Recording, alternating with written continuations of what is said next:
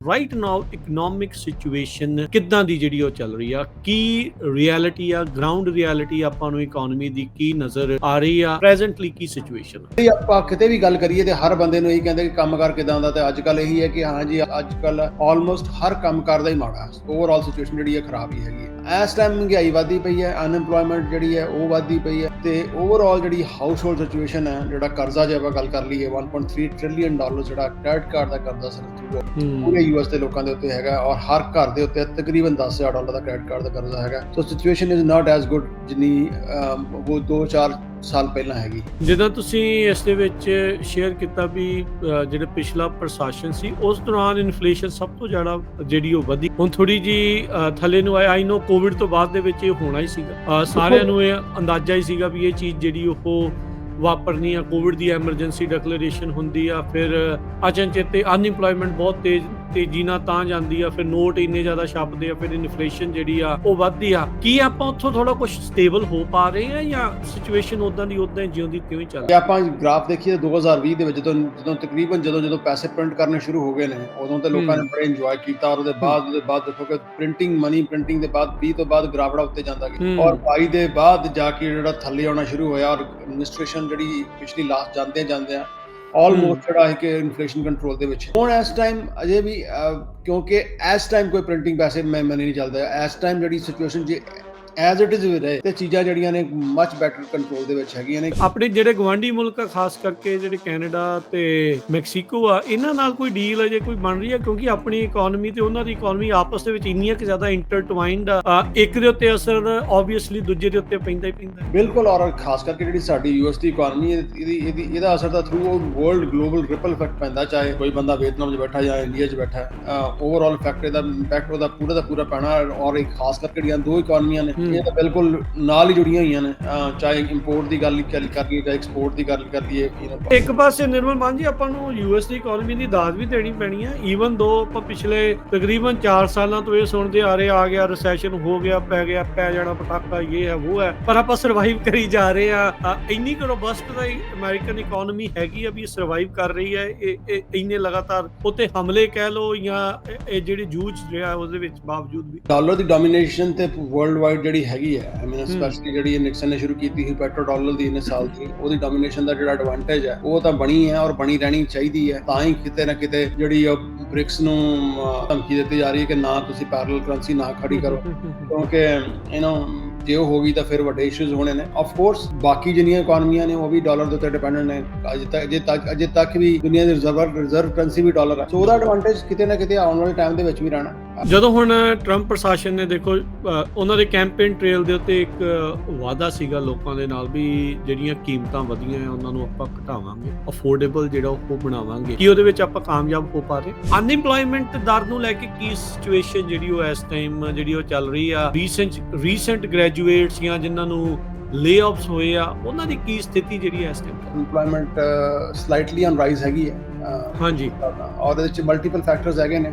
Of course ਜਿਹੜਾ ਇੱਕ AI ਦਾ factor ਹੈ ਉਹ ਬਹੁਤ ਵੱਡਾ ਹੈ, ਔਰ ਜਿਹੜਾ ਮੇਜਰ ਲੇਆਫਸ ਹੋਏ ਨੇ ਜਿੰਨੇ ਵੀ ਉਹ ਵੱਡੀਆਂ ਫੈਂਗ ਕੰਪਨੀਆਂ ਦੇ ਵਿੱਚ, ਉਹ ਪ੍ਰਾਇਮਰੀ ਰਿਪਲੇਸਮੈਂਟ ਜਿਹੜੀ ਹੈ ਉਹ AI ਨੇ ਕੀਤੀ ਹੈ, ਔਰ ਆਉਣ ਵਾਲੇ ਟਾਈਮ ਦੇ ਵਿੱਚ AI ਨੇ ਹੋਰ ਜ਼ਿਆਦੀਆਂ ਜਿਹੜੀਆਂ ਨੇ, ਅੱਜ ਇਹ ਟਾਈਮ ਵੀ ਆ ਗਿਆ ਕਿ MIT ਦੇ ਗ੍ਰੈਜੂਏਟ ਵੀ ਕਈ ਜਿਹੜੇ ਨੇ ਬੱਚੇ ਉਹ ਵੀ ਨੌਕਰੀ ਲੱਭਦੇ ਪਏ ਨੇ। ਜਿੰਨੀ ਵੀ ਪਿਛਲੀ ਵੀ ਲੇਆਫ ਜਾਂ ਰਿਸੈਸ਼ਨ ਜਿੰਨੇ ਵੀ ਆਏ ਨੇ, IT ਸੈਕਟਰ ਨੂੰ ਕਦੇ ਨਾ ਮਾੜਾ ਨੁਕਸਾਨ ਨਹੀਂ ਹੈ, ਬਿਕਾਜ਼ ਜਦੋਂ ਵੀ ਤੁਸੀਂ ਕਿਸੇ ਵੀ ਚੀਜ਼ ਨੂੰ ਆਪਟੀਮਾਈਜ਼ ਕਰਦੇ ਹੋ IT ਨਾਲ ਆਪਟੀਮਾਈਜ਼ ਕਰਦੇ ਹੋ। ਇਸ ਤਰ੍ਹਾਂ ਪਹਿਲੀ ਵਾਰ ਹੋਇਆ ਕਿ ਐਸਾ ਹੁਣ ਤੁਸੀਂ ਕੋਈ ਵੀ ਕੰਮ ਸੋਚ ਨਹੀਂ ਸਕਦੇ ਜਿਹੜਾ IT ਮਤਲਬ AI ਨਹੀਂ ਕਰ ਸਕਦੇ। AI ਨੇ ਕਰਕੇ ਕਾਫੀ IT ਦੇ ਵਿੱਚ ਵੀ ਕਾਫੀ ਮੇਜਰ ਲੇਆਫ ਹੋਏ ਨੇ। ਕੀ ਰਿਕਮੈਂਡ ਕਰਦੇ ਕ੍ਰੈਡਿਟ ਕਾਰਡ ਬੰਦੇ ਨੂੰ ਵਰਤਣੇ ਚਾਹੀਦੇ ਆ ਜਾਂ ਨਹੀਂ ਵਰਤਣੇ ਚਾਹੀਦੇ? ਆਈ ਨੋ ਜਦੋਂ ਯੂਜ਼ ਕਰਨਾ ਸ਼ੁਰੂ ਕਰ ਦਿੰਦਾ ਫਿਰ ਬੰਦਾ ਕਿਤੇ ਨਾ ਕਿਤੇ ਗੱਚ ਖਾ ਜਾਂਦਾ। Punjabi radio USA, Punjabi TV USA ਦੇ ਉੱਤੇ ਆਪ ਸਭ ਦਾ ਸਵਾਗਤ ਹੈ। ਮੈਂ ਰਾਜਕਰਨਵੀਰ ਸਿੰਘ। ਅੱਜ ਦੇ ਇਸ ਵਿਸ਼ੇਸ਼ ਪ੍ਰੋਗਰਾਮ ਦੇ ਵਿੱਚ ਆਪਾਂ ਇਕਨੋਮੀ ਨੂੰ ਲੈ ਕੇ ਗੱਲਬਾਤ ਕਰਾਂਗੇ ਤੇ ਮੇਰੇ ਨਾਲ ਇਕਨੋਮੀ ਬਾਬਤ ਗੱਲਬਾਤ ਕਰਨ ਦੇ ਲਈ ਜੁੜ ਚੁੱਕੇ ਨੇ ਨਿਰਮਲ ਸਿੰਘ ਮਾਨ ਜੀ। ਨਿਰਮਲ ਸਿੰਘ ਮਾਨ ਜੀ, ਜੀ ਆਇਆਂ ਨੂੰ ਸਵਾਗਤ ਹੈ। ਸਤਿ ਸ਼੍ਰੀ ਅਕਾਲ ਜੀ, ਸਵਾਗਤ ਹੈ। ਸਤਿ ਸ਼੍ਰੀ ਅਕਾਲ Raj, thank you very much, thanks for having me. So ਤੁਸੀਂ ਨਿਰਮਲ ਸਿੰਘ ਮਾਨ ਜੀ ਨੂੰ ਅਕਸਰ ਆਪਣੇ ਦੂਜੇ ਸ਼ੋਜ਼ ਦੇ ਵਿੱਚ ਵੀ ਸੁਣਦੇ ਰਹਿੰਦੇ ਆ। ਸ਼ਾਮ ਦੀਆਂ ਖਬਰਾਂ ਤੋਂ ਬਾਅਦ ਵੀ ਆਪਾਂ ਨੂੰ ਕੁਛ ਨਾ ਕੁਛ ਟਿਪਸ ਜਿਹੜੀਆਂ ਦਿੰਦੇ ਆ ਪ੍ਰੋਗਰਾਮ ਦੇ ਵਿੱਚ ਆ ਕੇ। ਡੈਟ ਕੰਸੋਲੀਡੇਸ਼ਨ, ਡੈਟ ਮਾਫ ਕਰਾਉਣ ਦੇ ਲਈ ਊੜਾ ਡੈਟ ਰਿਲੀਫ ਵੱਲੋਂ ਆਪਣੇ ਨਾਲ ਗੱਲਬਾਤ ਕਰਦੇ ਆ। ਸੋ ਬੇਸਿਕਲੀ ਇਹਨਾਂ ਦਾ ਵਾਹ ਵਾਸਤਾ ਜਿਹੜੀ ਇਕੋਨਮੀ ਦੇ ਨਾਲ ਫਾਈਨੈਂਸ਼ੀਅਲ ਸਿਚੁਏਸ਼ਨਸ ਲੋਕਾਂ ਦੀ ਕੀ ਚੱਲ ਰਹੀ ਆ, ਇਹ ਤੋਂ ਅੰਦਾਜ਼ਾ ਲਗਾਇਆ ਜਾ ਸਕਦਾ ਵੀ ਆਮ ਲੋਕਾਂ ਦੇ ਨਾਲ ਵੀ ਕੀ ਕੁਛ ਜਿਹੜਾ ਉਹ ਚੱਲ ਰਿਹਾ ਆ। ਸੋ ਇਕੋਨਮੀ ਦੀ ਅੱਜ ਆਪਾਂ ਥੋੜ੍ਹੀ ਬਹੁਤੀ ਗੱਲਬਾਤ ਕਰਾਂਗੇ, ਕਿਹੜੇ ਪਾਸੇ ਨੂੰ ਚੱਲ ਰਹੀ ਆ ਜਾਂ ਕਿਹੜੇ ਪਾਸੇ ਨੂੰ ਇਹ ਜਾ ਸਕਦੀ ਆ, ਰਾਈਟ ਨਾਓ ਪ੍ਰੈਜ਼ੈਂਟ ਕੀ ਸਿਚੁਏਸ਼ਨ ਆ ਤੇ ਫਿਊਚਰ ਦੇ ਵਿੱਚ ਕੀ ਪ੍ਰੈਡਿਕਸ਼ਨਸ ਹੋ ਸਕਦੀਆਂ। ਦੇਖੋ ਫਿਊਚਰ ਦੇ ਵਿੱਚ ਸਟੀਕ ਜਿਹੜਾ ਉਹ ਕਹਿਣਾ 100% ਸ਼ਿਓਰਟੀ ਦੇ ਨਾਲ ਇਕੋਨਮੀ ਦੇ ਬਾਰੇ ਕੋਈ ਵੀ ਨਹੀਂ ਕਹਿ ਸਕਦਾ, ਪਰ ਆਪਾਂ ਕੁਝ ਅੰਦਾਜ਼ੇ ਜਿਹੜੇ ਉਹ ਲਾਵਾਂਗੇ। ਗ੍ਰਾਫਸ ਕੀ ਆਪਾਂ ਨੂੰ ਦਿਖਾਉਂਦੇ ਆ, ਮਹਿੰਗਾਈ ਕਿੱਧਰ ਨੂੰ ਜਾ ਰਹੀ ਆ, ਹਾਊਸਿੰਗ ਮਾਰਕੀਟ ਕਿੱਧਰ ਆ, ਅਨਇੰਪਲੋਇਮੈਂਟ ਜਾਂ ਆਮ ਇਨਫਲੇਸ਼ਨ ਕੀਮਤਾਂ ਜਿਹੜੀਆਂ ਉਹ ਕਿਹੜੇ ਪਾਸੇ ਨੂੰ ਜਿਹੜੀਆਂ ਜਾ ਰਹੀਆਂ। ਨਿਰਮਲ ਮਾਨ ਜੀ, ਸ਼ੁਰੂਆਤ ਦੇ ਵਿੱਚ ਆਪਾਂ ਜੇ ਗੱਲ ਕਰਦੇ ਜਾਈਏ, ਸਿਚੁਏਸ਼ਨ ਇਸ ਤੇ ਆਪਾਂ ਭਾਂਪਣ ਦੀ ਕੋਸ਼ਿਸ਼ ਕਰਦੇ ਹਾਂ। ਰਾਈਟ ਨਾਓ ਇਕਨੋਮਿਕ ਸਿਚੁਏਸ਼ਨ ਕਿੱਦਾਂ ਦੀ ਜਿਹੜੀ ਉਹ ਚੱਲ ਰਹੀ ਆ, ਕੀ ਰਿਐਲਿਟੀ ਆ, ਗਰਾਊਂਡ ਰਿਐਲਿਟੀ ਆਪਾਂ ਨੂੰ ਇਕੋਨਮੀ ਦੀ ਕੀ ਨਜ਼ਰ ਆ ਰਹੀ ਆ। ਹਰ ਇੱਕ ਜਣਾ ਆਪੋ ਆਪਣੀਆਂ ਅਟਕਲਾਂ ਲਗਾਉਂਦਾ ਆ ਵੀ ਆਹ ਹੋ ਗਿਆ, ਆਹ ਹੋ ਗਿਆ, ਆਹ ਸਿਚੁਏਸ਼ਨ ਆ। ਤੁਸੀਂ ਜਦੋਂ ਆਮ ਲੋਕਾਂ ਨਾਲ ਵਿਚਰਦੇ ਆ ਜਾਂ ਜਦੋਂ ਤੁਸੀਂ ਇਸ ਦੇ ਉੱਤੇ ਰਿਸਰਚ ਕਰਦੇ ਆ ਜਾਂ ਸਟੱਡੀ ਕਰਦੇ ਆ, ਕੀ ਤੁਹਾਨੂੰ ਇਕੋਨਮੀ ਦੱਸ ਰਹੀ ਆ ਪ੍ਰੈਜ਼ੈਂਟਲੀ ਕੀ ਸਿਚੁਏਸ਼ਨ ਆ? ਜੀ ਰਾਜ, ਬੜਾ ਇੱਕ ਅੱਜ ਦੇ ਅਜੋਕੇ ਟਾਈਮ ਦਾ ਬੜਾ ਇੰਪੋਰਟੈਂਟ ਕੁਐਸਚਨ ਹੈ। ਜੇ ਆਪਾਂ ਕਿਸੇ ਪਾਸੇ ਵੀ ਕਿਸੇ ਬਿਜ਼ਨਸ ਦੀ ਗੱਲ ਕਰੀਏ ਜਾਂ ਨੌਕਰੀਆਂ ਦੀ ਗੱਲ ਵੀ ਕਰੀਏ, ਟੈਕ ਇੰਡਸਟਰੀ ਦੇ ਵਿੱਚ ਕਾਫੀ ਵੱਡੀ ਮਾਤਰਾ ਦੇ ਵਿੱਚ ਲੇਆਫਸ ਆਏ ਨੇ। ਔਰ ਜੇ ਖਾਸ ਕਰਕੇ ਆਪਣੇ ਭਾਈਚਾਰੇ ਦੀ ਗੱਲ ਕਰੀਏ, ਟਰੱਕਿੰਗ ਇੰਡਸਟਰੀ ਨੇ ਜਿਹੜੇ ਹੋਏ ਨੇ, ਟਰੱਕਿੰਗ ਇੰਡਸਟਰੀ ਤੇ ਮੇਰੇ ਖਿਆਲ ਤੁਹਾਡੇ ਤੋਂ ਜ਼ਿਆਦਾ ਤੁਸੀਂ ਤਾਂ ਹਰ ਰੋਜ਼ ਤੁਸੀਂ ਤੇ ਜੋ ਭਾਜੀ ਰੋਜ਼ ਹੀ ਪ੍ਰੋਗਰਾਮ ਕਰਦੇ ਹੋ ਇਹਨਾਂ ਬਾਰੇ, ਟਰੱਕਿੰਗ ਬਾਰੇ, ਤੇ ਔਰ ਕਿੰਨੇ ਚਿਰ ਤੋਂ ਇਹ ਕੰਮ ਸਿਚੁਏਸ਼ਨ ਜਿਹੜੀ ਹੈ ਉਹ ਖਰਾਬ ਆਉਂਦੀ ਹੈ। ਜਨਰਲੀ ਆਪਾਂ ਕਿਤੇ ਵੀ ਗੱਲ ਕਰੀਏ ਤੇ ਹਰ ਬੰਦੇ ਨੂੰ ਇਹੀ ਕਹਿੰਦੇ ਕਿ ਕੰਮਕਾਰ ਕਿੱਦਾਂ ਦਾ, ਤੇ ਅੱਜ ਕੱਲ੍ਹ ਇਹੀ ਹੈ ਕਿ ਹਾਂ ਜੀ ਅੱਜ ਕੱਲ੍ਹ ਆਲਮੋਸਟ ਹਰ ਕੰਮਕਾਰ ਦਾ ਹੀ ਮਾੜਾ, ਓਵਰਆਲ ਸਿਚੁਏਸ਼ਨ ਜਿਹੜੀ ਹੈ ਖਰਾਬ ਹੀ ਹੈਗੀ ਹੈ। ਔਰ ਉਹਦੇ ਔਨ ਟਾਪ ਆਫ ਦੈਟ ਹੁਣ ਜਿਹੜੀ ਇਨਫਲੇਸ਼ਨ ਆ, ਮਹਿੰਗਾਈ ਜਿਹੜੀ ਆ ਉਹ ਦੁਬਾਰਾ ਫੇਰ ਵੱਧ ਗਈ ਹੈ, ਕਿਉਂਕਿ ਬਾਈਡਨ ਐਡਮਿਨਿਸਟ੍ਰੇਸ਼ਨ ਦੇ ਵਿੱਚ ਉਹਨਾਂ ਨੇ ਇੱਕ ਬੜਾ ਵੰਡਰਫੁਲ ਕੰਮ ਇਹ ਕੀਤਾ ਸੀ ਕਿ ਬਗੈਰ ਰਿਸੈਸ਼ਨ ਦੇ ਉਹਨਾਂ ਨੇ ਮਹਿੰਗਾਈ ਇਨਫਲੇਸ਼ਨ ਕੰਟਰੋਲ ਕੀਤੀ ਸੀ। ਅਜੇ ਵੀ ਵੈਸੇ ਤੇ ਇਨਫਲੇਸ਼ਨ ਭਾਵੇਂ ਵੱਧਦੀ ਪਈ ਹੈ, ਰਿਸੈਸ਼ਨ ਦਾ ਜਿਹੜਾ ਅਜੇ ਖਤਰਾ ਪੂਰਾ ਭਾਵੇਂ ਬਣਿਆ ਹੋਇਆ, ਪਰ ਅਜੇ ਰਿਸੈਸ਼ਨ ਆਈ ਤੇ ਨਹੀਂ ਹੈਗੀ। ਤੋ ਇਸ ਟਾਈਮ ਮਹਿੰਗਾਈ ਵੱਧਦੀ ਪਈ ਹੈ, ਅਨਇੰਪਲੋਇਮੈਂਟ ਜਿਹੜੀ ਹੈ ਉਹ ਵੱਧਦੀ ਪਈ ਹੈ, ਤੇ ਓਵਰਆਲ ਜਿਹੜੀ ਹਾਊਸ ਹੋਲਡ ਸਿਚੁਏਸ਼ਨ ਹੈ, ਜਿਹੜਾ ਕਰਜ਼ਾ ਜੇ ਆਪਾਂ ਗੱਲ ਕਰ ਲਈਏ, $1.3 ਟ੍ਰਿਲੀਅਨ ਜਿਹੜਾ ਕ੍ਰੈਡਿਟ ਕਾਰਡ ਦਾ ਕਰਜ਼ਾ ਸਿਰਫ ਥਰੂ ਆਊਟ ਪੂਰੇ ਯੂਐਸ ਦੇ ਲੋਕਾਂ ਦੇ ਉੱਤੇ ਹੈਗਾ, ਔਰ ਹਰ ਘਰ ਦੇ ਉੱਤੇ ਤਕਰੀਬਨ $10,000 ਦਾ ਕ੍ਰੈਡਿਟ ਕਾਰਡ ਦਾ ਕਰਜ਼ਾ ਹੈਗਾ। So situation is not as good ਜਿੰਨੀ ਉਹ 2-4 ਸਾਲ ਪਹਿਲਾਂ ਹੈਗੀ। ਜੀ, ਅੱਛਾ, ਆਪਾਂ ਇਸੇ ਦੇ ਵਿੱਚ ਨਿਰਮਲ ਮਾਨ ਜੀ ਹੁਣ ਥੋੜ੍ਹਾ ਜਿਹਾ ਜਿਹੜੇ ਕੁਛ ਗ੍ਰਾਫ ਜਿਹੜੇ ਉਹ ਆਪਾਂ ਚੈੱਕ ਕਰਦੇ ਹਾਂ, ਇਨਫਲੇਸ਼ਨ ਦੇ ਜਿਹੜੇ ਉਹ ਗ੍ਰਾਫ ਜਦੋਂ ਗੱਲ ਕਰੀਏ, ਜਿੱਦਾਂ ਤੁਸੀਂ ਇਸ ਦੇ ਵਿੱਚ ਸ਼ੇਅਰ ਕੀਤਾ ਵੀ ਜਿਹੜਾ ਪਿਛਲਾ ਪ੍ਰਸ਼ਾਸਨ ਸੀ ਉਸ ਦੌਰਾਨ ਇਨਫਲੇਸ਼ਨ ਸਭ ਤੋਂ ਜ਼ਿਆਦਾ ਜਿਹੜੀ ਉਹ ਵਧੀ, ਹੁਣ ਥੋੜ੍ਹੀ ਜਿਹੀ ਥੱਲੇ ਨੂੰ ਆਇਆ। ਆਈ ਨੋ ਕੋਵਿਡ ਤੋਂ ਬਾਅਦ ਦੇ ਵਿੱਚ ਇਹ ਹੋਣਾ ਹੀ ਸੀਗਾ, ਸਾਰਿਆਂ ਨੂੰ ਇਹ ਅੰਦਾਜ਼ਾ ਹੀ ਸੀਗਾ ਵੀ ਇਹ ਚੀਜ਼ ਜਿਹੜੀ ਉਹ ਵਾਪਰਨੀ ਆ। ਕੋਵਿਡ ਦੀ ਐਮਰਜੈਂਸੀ ਡਿਕਲੇਰੇਸ਼ਨ ਹੁੰਦੀ ਆ, ਫਿਰ ਅਚਨਚੇਤੇ ਅਨਇੰਪਲੋਇਮੈਂਟ ਬਹੁਤ ਤੇਜ਼ੀ ਨਾਲ ਤਾਂ ਜਾਂਦੀ ਆ, ਫਿਰ ਨੋਟ ਇੰਨੇ ਜ਼ਿਆਦਾ ਛਪਦੇ ਆ, ਫਿਰ ਇਨਫਲੇਸ਼ਨ ਜਿਹੜੀ ਆ ਉਹ ਵੱਧਦੀ ਆ। ਕੀ ਆਪਾਂ ਉੱਥੋਂ ਥੋੜਾ ਕੁਝ ਸਟੇਬਲ ਹੋ ਪਾ ਰਹੇ ਆ ਜਾਂ ਸਿਚੁਏਸ਼ਨ ਉਦਾਂ ਦੀ ਉਦਾਂ ਜਿਉਂਦੀ ਤਿਉਂ ਹੀ ਚੱਲ ਰਹੀ? ਦੇਖੋ ਬਿਲਕੁਲ, ਜੇ ਆਪਾਂ ਗ੍ਰਾਫ ਦੇਖੀਏ 2020 ਦੇ ਵਿੱਚ ਜਦੋਂ ਤਕਰੀਬਨ ਜਦੋਂ ਪੈਸੇ ਪ੍ਰਿੰਟ ਕਰਨੇ ਸ਼ੁਰੂ ਹੋ ਗਏ ਨੇ, ਉਦੋਂ ਤੇ ਲੋਕਾਂ ਨੇ ਬੜੇ ਇੰਜੋਏ ਕੀਤਾ, ਔਰ ਉਹਦੇ ਬਾਅਦ ਦੇਖੋ ਕਿ ਮਨੀ ਪ੍ਰਿੰਟਿੰਗ ਦੇ ਬਾਅਦ 20 ਤੋਂ ਬਾਅਦ ਗ੍ਰਾਫੜਾ ਉੱਤੇ ਜਾਂਦਾ ਗਿਆ, ਔਰ 22 ਦੇ ਬਾਅਦ ਜਾ ਕੇ ਜਿਹੜਾ ਥੱਲੇ ਆਉਣਾ ਸ਼ੁਰੂ ਹੋਇਆ, ਔਰ ਐਡਮਿਨਿਸਟ੍ਰੇਸ਼ਨ ਜਿਹੜੀ ਪਿਛਲੀ ਲਾਸਟ ਜਾਂਦੇ ਆ ਆਲਮੋਸਟ ਜਿਹੜਾ ਹੈ ਕਿ ਇਨਫਲੇਸ਼ਨ ਕੰਟਰੋਲ ਦੇ ਵਿੱਚ ਆ ਗਈ। ਹੁਣ ਇਸ ਟਾਈਮ ਅਜੇ ਵੀ ਕਿਉਂਕਿ ਇਸ ਟਾਈਮ ਕੋਈ ਪ੍ਰਿੰਟਿੰਗ ਪੈਸੇ ਮੈਂ ਨਹੀਂ ਚੱਲਦਾ, ਇਸ ਟਾਈਮ ਜਿਹੜੀ ਸਿਚੁਏਸ਼ਨ ਜੇ ਐਜ਼ ਇਟ ਇਜ਼ ਵੀ ਰਹੇ ਤੇ ਚੀਜ਼ਾਂ ਜਿਹੜੀਆਂ ਨੇ ਮੱਚ ਬੈਟਰ ਕੰਟਰੋਲ ਦੇ ਵਿੱਚ ਹੈਗੀਆਂ ਨੇ, ਕਿਉਂਕਿ ਪਰ ਜਿਹੜੇ ਹੁਣ ਜਿਹੜਾ ਨਵਾਂ ਬਿੱਲ ਆਇਆ, big and bold beautiful bill for billionaires, ਉਹਦੇ 'ਚ ਜਿਹੜੇ ਕਾਸਟ ਕਟਿੰਗ ਹੋਣੀ ਹੈ ਆਉਣ ਵਾਲੇ ਟਾਈਮ ਦੇ ਵਿੱਚ, ਉਹਨੂੰ ਇਹ ਕਿੱਦਾਂ ਕਰਦੇ ਨੇ ਜਾਂ ਹੋਰ ਪੈਸੇ ਛਾਪਦੇ ਨੇ, ਜਿਹੜਾ ਲਾਸਟ ਟਾਈਮ ਛਾਪੇ ਹੁਣ ਜੇ ਉਹ ਦੁਬਾਰਾ ਹੁੰਦਾ ਤੇ ਇਹ ਜਿਹੜੀ ਇਨਫਲੇਸ਼ਨ ਆ ਹੋਰ ਵਧਣੀ ਹੈ। ਔਰ ਅਨਇੰਪਲੋਇਮੈਂਟ ਦੇ ਨਾਲ ਵੀ ਜਿਹੜਾ ਇਸ ਟਾਈਮ ਇਸ਼ੂ ਵੱਧਦਾ ਪਿਆ, ਅਨਇੰਪਲੋਇਮੈਂਟ ਵੀ ਜੇ ਆਪਾਂ ਅਨਇੰਪਲੋਇਮੈਂਟ ਦੀ ਗੱਲ ਕਰੀਏ, ਉਹ ਵੀ ਕੰਸਿਸਟੈਂਟਲੀ ਜਿਹੜੀ ਹਰ ਮਹੀਨੇ ਜਿਹੜੀ ਵੱਧਦੀ ਪਈ ਹੈ। ਸੋ ਚੀਜ਼ਾਂ ਅਜੇ ਤਾਂ ਫਿਰ ਵੀ ਇਨ ਕੰਟਰੋਲ ਨੇ ਐਜ਼ ਕੰਪੇਅਰ, ਪਰ ਜੋ ਗ੍ਰਾਫ ਚੱਲਦਾ ਪਿਆ, ਜਿਹੜੇ ਟੈਰਿਫਸ ਜਿਹੜੇ ਉਹਨਾਂ ਦੀ ਜਿਹੜੀ ਇੱਕ ਅਨਸਰਟਨਟੀ ਬਣੀ ਹੋਈ ਹੈ, ਔਰ ਜੇ ਕਿਤੇ ਫਿੱਟ ਹੋ ਗਏ ਟੈਰਿਫਸ ਤੇ ਆਫ ਕੋਰਸ ਜਿਹੜੀ ਇਨਫਲੇਸ਼ਨ ਹੈ, ਮਹਿੰਗਾਈ ਹੈ, ਉਹ ਇਹ ਤੋਂ ਦੁਗਣੀ ਤਿਗਣੀ 4 ਗੁਣਾ ਵੱਧ ਸਕਦੀ ਹੈ। ਹਫ਼ਤੇ ਕੁ ਦਾ ਵਕਤ ਰਹਿ ਗਿਆ ਆ। 1 ਅਗਸਤ ਤੋਂ ਆਪਣੇ ਕਹਿੰਦੇ ਆ ਵੀ ਟੈਰਿਫ ਦਾ ਜਿਹੜਾ ਉਹ ਨਵੀਂ ਡੈਡਲਾਈਨ। ਹੁਣ ਡੈਡਲਾਈਨ ਦਾ ਮਤਲਬ ਕੀ ਹੈ, ਇਹ ਇਸ ਟਾਈਮ ਕਿਸੇ ਨੂੰ ਕੋਈ ਪਤਾ ਨਹੀਂ ਆ, ਕਿਉਂਕਿ ਇਹ ਬਦਲ ਜਾਂਦੀ ਆ ਹਰ ਵਾਰੀ। ਅਸਲ ਦੇ ਵਿੱਚ ਇਹ ਕਰਨਗੇ ਜਾਂ ਨਹੀਂ। ਕੱਲ੍ਹ ਜਾਪਾਨ ਦੇ ਨਾਲ ਇਹਨਾਂ ਨੇ ਦੱਸਿਆ ਵੀ ਕੋਈ ਡੀਲ ਜਿਹੜੀ ਆ ਉਸ ਦੇ ਵਿੱਚ ਜਿਹੜੀ ਉਹ ਬਣੀ ਆ। ਪਰ ਆਪਣੇ ਜਿਹੜੇ ਗੁਆਂਢੀ ਮੁਲਕ ਆ, ਖਾਸ ਕਰਕੇ ਜਿਹੜੇ ਕੈਨੇਡਾ ਤੇ ਮੈਕਸੀਕੋ ਆ, ਇਹਨਾਂ ਨਾਲ ਕੋਈ ਡੀਲ ਅਜੇ ਕੋਈ ਬਣ ਰਹੀ ਹੈ? ਕਿਉਂਕਿ ਆਪਣੀ ਇਕੋਨਮੀ ਤੇ ਉਹਨਾਂ ਦੀ ਇਕੋਨਮੀ ਆਪਸ ਦੇ ਵਿੱਚ ਇੰਨੀਆਂ ਕੁ ਜ਼ਿਆਦਾ ਇੰਟਰਟਵਾਈਨਡ ਆ। ਇੱਕ ਦੇ ਉੱਤੇ ਅਸਰ ਆਬਵੀਅਸਲੀ ਦੂਜੇ ਦੇ ਉੱਤੇ ਪੈਂਦਾ ਹੀ ਪੈਂਦਾ। ਬਿਲਕੁਲ, ਔਰ ਖਾਸ ਕਰਕੇ ਜਿਹੜੀ ਸਾਡੀ ਯੂਐਸ ਦੀ ਇਕੋਨਮੀ ਹੈ, ਇਹਦਾ ਅਸਰ ਤਾਂ throughout world global ripple effect ਪੈਂਦਾ, ਚਾਹੇ ਕੋਈ ਬੰਦਾ ਵੀਅਤਨਾਮ 'ਚ ਬੈਠਾ ਜਾਂ ਇੰਡੀਆ 'ਚ ਬੈਠਾ। ਓਵਰਆਲ ਇਫੈਕਟ ਇਹਦਾ ਇੰਪੈਕਟ ਉਹਦਾ ਪੂਰਾ ਦਾ ਪੂਰਾ ਪੈਣਾ। ਔਰ ਇਹ ਖਾਸ ਕਰਕੇ ਜਿਹੜੀਆਂ ਦੋ ਇਕੋਨਮੀਆਂ ਨੇ, ਇਹ ਤਾਂ ਬਿਲਕੁਲ ਨਾਲ ਹੀ ਜੁੜੀਆਂ ਹੋਈਆਂ ਨੇ। ਚਾਹੇ ਇੰਪੋਰਟ ਦੀ ਗੱਲ ਕਰ ਲਈਏ, ਚਾਹੇ ਐਕਸਪੋਰਟ ਦੀ ਗੱਲ ਕਰ ਲਈਏ, ਪਰ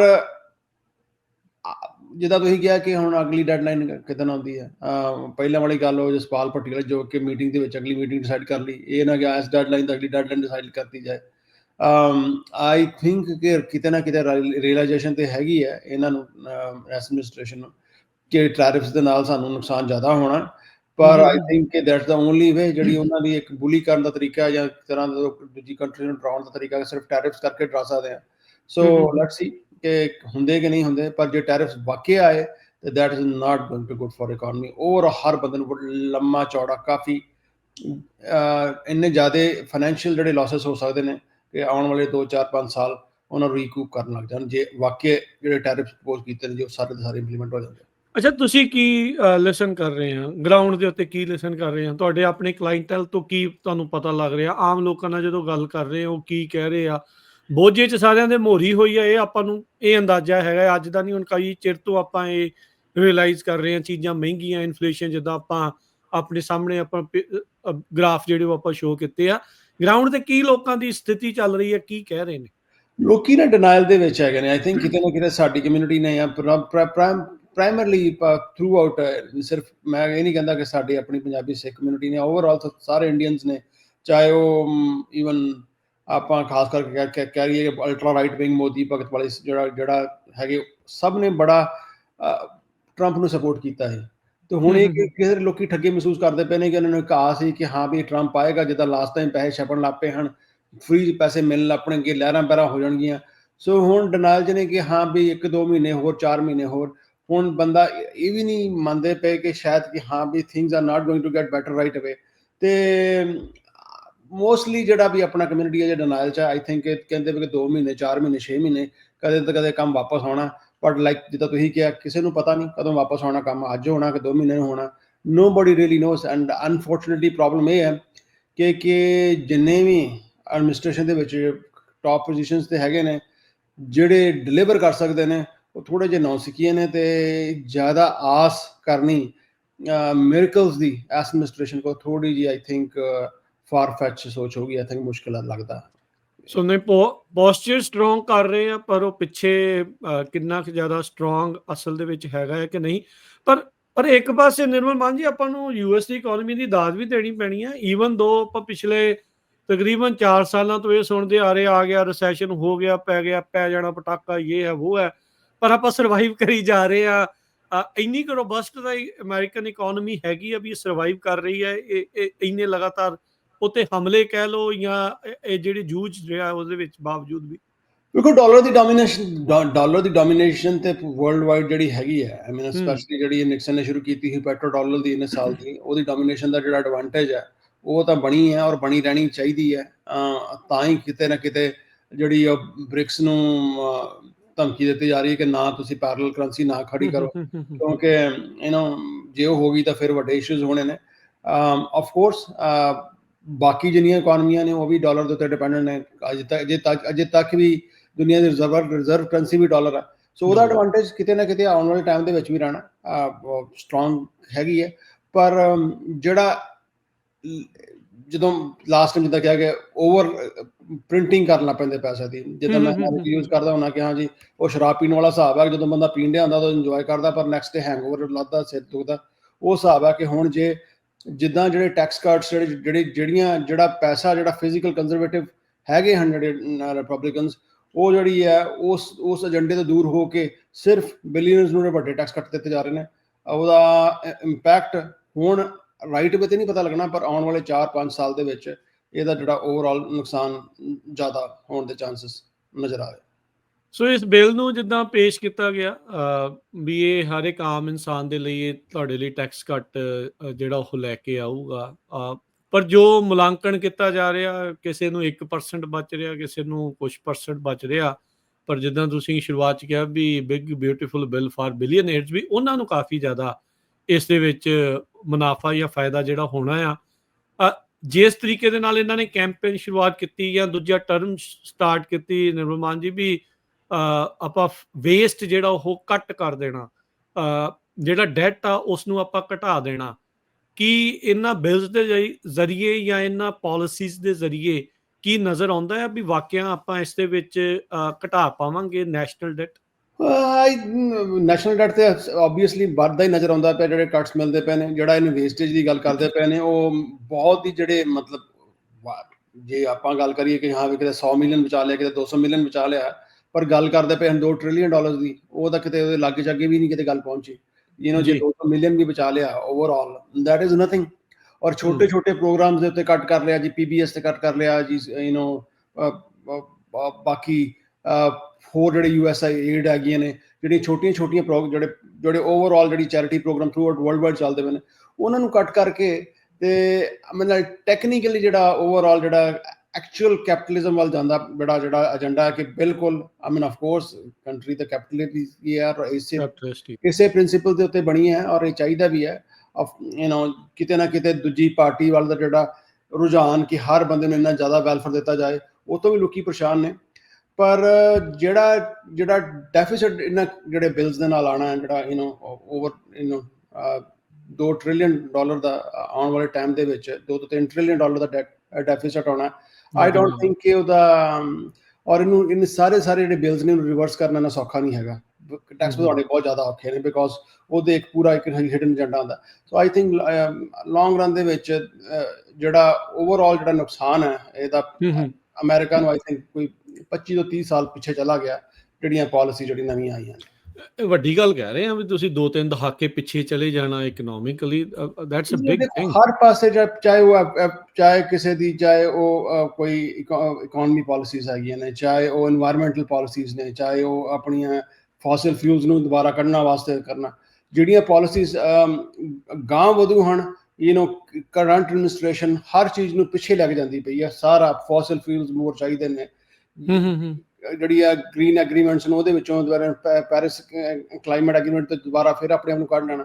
ਸੋ ਓਵਰਆਲ ਜਿਹੜੀ ਚੀਜ਼ਾਂ ਨੇ ਇਹਦਾ, ਕਿਉਂਕਿ ਜਿਹੜਾ ਐਜ਼ ਅ ਲੀਡਰ ਜੇ US ਨਹੀਂ ਕਰਦਾ, ਅੱਗੇ ਨਹੀਂ ਲੈਂਦਾ, ਇੰਚਾਰਜ ਨਹੀਂ ਲੈਂਦਾ, ਤੇ ਬਾਕੀ ਕੰਟਰੀਜ਼ ਨੇ ਕੰਪਲਾਈ ਨਹੀਂ ਕਰਨਾ।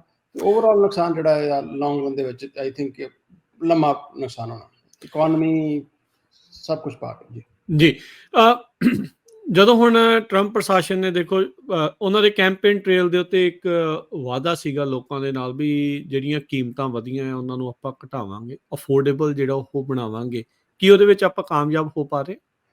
ਜੀ ਆਪਾਂ ਦੇਖੀਏ, ਮੈਂ ਅੱਗੇ ਤੁਹਾਨੂੰ ਸ਼ੇਅਰ ਵੀ ਕੀਤਾ ਸੀ ਕਿ ਮੋਸਟਲੀ ਜਿਹੜੀ ਕੀਮਤਾਂ ਨੇ ਹਰ ਮਹੀਨੇ ਤਕਰੀਬਨ ਵਧਦੀਆਂ ਪਈਆਂ ਨੇ।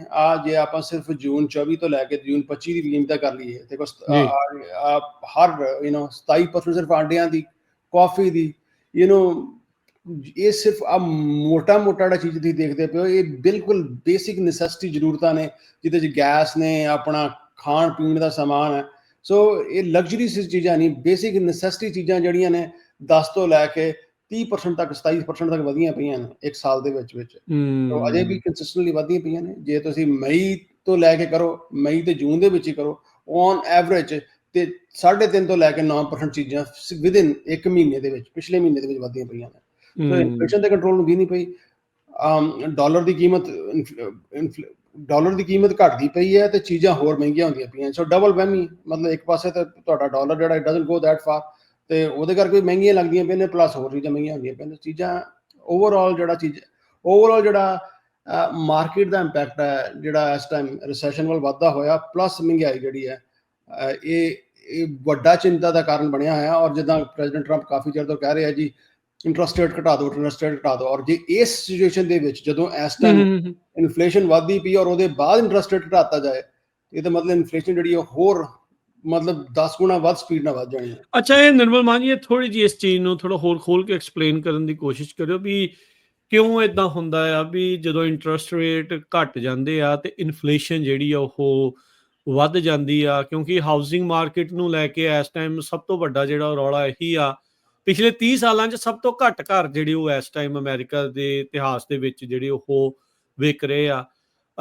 ਹਾਊਸਿੰਗ ਮਾਰਕੀਟ ਨੂੰ ਅਪ ਕਰਨ ਦੇ ਲਈ ਜੇ ਇੰਟਰਸਟ ਰੇਟ ਡਾਊਨ ਕੀਤੇ ਜਾਂਦੇ ਤੇ ਇਨਫਲੇਸ਼ਨ ਦੇ ਉੱਤੇ ਇਸ ਦਾ ਬੈਡ ਅਸਰ ਕਿਉਂ ਹੁੰਦਾ ਹੈ? ਦੇਖੋ, ਸਿਰਫ ਹਾਊਸਿੰਗ ਮਾਰਕੀਟ ਵਿੱਚ ਨਹੀਂ, ਜਨਰਲੀ ਕੀ ਕਰਦਾ ਕਿ ਤੁਸੀਂ ਕੈਪੀਟਲ ਜਿਹੜੀ ਹੈ, ਕਿਸੇ ਤਰ੍ਹਾਂ ਦਾ ਕਰਜ਼ਾ ਤੁਸੀਂ ਲੈਣਾ, ਉਹਨੂੰ ਤੁਸੀਂ ਇੱਕ ਸਸਤੇ ਰੇਟ ਦੇ ਉੱਤੇ ਪ੍ਰੋਵਾਈਡ ਕਰ ਦਿੰਦੇ ਹੋ।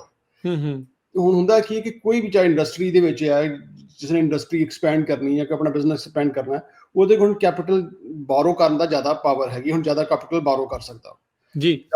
ਜਦੋਂ ਜ਼ਿਆਦਾ ਕੈਪੀਟਲ ਬਾਰੋ ਕਰੇਗਾ ਤੇ ਉਹ ਪ੍ਰੋਡਿਊਸ ਜ਼ਿਆਦਾ ਕਰ ਸਕਦਾ। ਹੂੰ। ਤੇ ਹੁਣ ਜਿਹੜੇ ਲੋਕੀ ਉਹ ਬਾਰੋ ਕਰ ਸਕਦਾ, ਥਰੂ ਆਊਟ ਬਾਰੋਇੰਗ ਪਾਵਰ ਜਿਹੜੀ ਲੋਕਾਂ ਦੀ ਹੈ ਪੂਰੀ ਦੀ ਵੱਧ ਪੂਰੀ ਜਾਣੀ ਆ। ਸਾਰਿਆਂ ਦੀ ਵੱਧ ਜਾਣੀ ਹੈ। ਹੁਣ ਜੇ ਮੈਂ ਬਾਹਰੋਂ ਚੀਜ਼ਾਂ ਕਰ ਸਕਦਾ, ਮੇਰੇ ਕੋਲ ਪੈਸਾ ਜ਼ਿਆਦਾ ਕਿ ਮੈਂ ਚੀਜ਼ਾਂ ਖਰੀਦ ਜ਼ਿਆਦਾ ਸਕਦਾ, ਬਿਕੋਜ਼ ਇੱਥੇ ਤੇ ਇਹ ਨਹੀਂ ਸਾਡੇ ਇੰਡੀਅਨਸ ਵਾਂਗੂ ਕਿ ਜਿੰਨਾ ਜੇ ਸਾਡੇ ਕੋਲ $1000 ਤਾਂ ਫਿਰ ਇੱਥੇ ਸਿਰਫ 10 ਹੀ ਖਰਚਣੇ ਨੇ। ਇਹ ਤਾਂ ਜਿਹੜੇ ਜੇ ਇਹਨਾਂ ਕੋਲ 10 ਨੇ ਤੇ ਉਹਨਾਂ ਨੇ 50 ਖਰਚ ਦੇਣੇ ਨੇ, ਜਿਹੜਾ ਅਗਲੇ ਪੈਸੇ ਫਿਊਚਰ 'ਚ ਕਮਾਉਣੇ ਨੇ।